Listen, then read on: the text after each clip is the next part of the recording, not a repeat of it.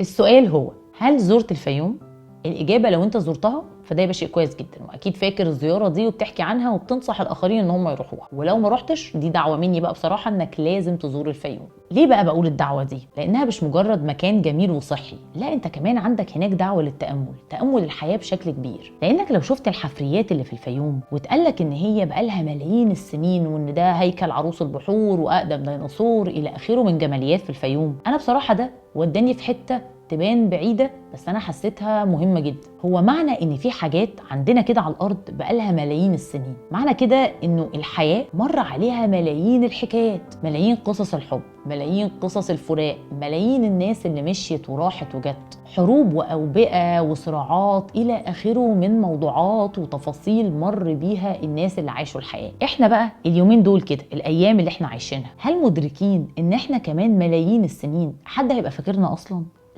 لا خالص. مهما عملت من انجازات الناس هتفضل فاكراك 100 سنه 200 سنه لو انت بقى عامل حاجه يعني خطيره واسمك اتخلد كده بعنوان كبير في التاريخ. لكن غير كده احنا جايين نعيش 100 سنه مثلا، لو احنا معمرين 120 منهم 20 كده في الاخر هتبقى ذهنيا ممكن تكون مش افضل حاجه ولا افضل اداء. الكلام ده كله عشان بس نبقى مدركين ان احنا في عمر الازمنه حياتنا صغيره جدا، ما يستدعيش بقى كميه الغل او الخناقات اللي ملهاش لازمه او الصراعات اللي ما بتروحش في حته. هو العمر القصير ده في عمر الازمنه يستدعي حاجه واحده، انك تعيش الحياه وانت مؤمن انك جاي الدنيا عشان تعمل حاجات لطيفه وكويسه وتساهم ان الحياه تعمر وتبقى افضل، حتى لو بادوار صغيره. مش شرط تكون ادوار كبيره وبتغير في مسار الاحداث. ممكن ناس يكون دورها في فيلم الدنيا كده بتاعها انها جايه بس عشان تعيش راضيه مبسوطه، جابت اولاد ربتهم كويس، وللعلم ده في حد ذاته دور كبير جدا ومهم. بس وارد برضو ان الكلام ده يكون جالك دلوقتي كده في وقته، حسسك انه المشكله اللي انت بتفكر فيها انها مش مخلده، هيجي لها وقت وتخلص، وهيجي وقت وناس تحكيها عنك وناس تانية تحكيهم عن اللي حكوها عنك وهكذا. فيمكن كمان بصراحه عايزه انهي كده الكلام ده بان انت خليك لطيف، خليك انسان جاي الدنيا، واقعك واثرك في الدنيا يكون لطيف مش اكتر من كده. لو الكلام ده دلوقتي جه فرق معاك، خلاك تحس حاجه افضل، نور لك لمبه، خلاك تحس انك عايز تزور الفيوم، ده يبقى شيء كويس جدا. حسيت ان هو يفرق مع حد تاني، يا ريت تعمله منشن في الكومنتات.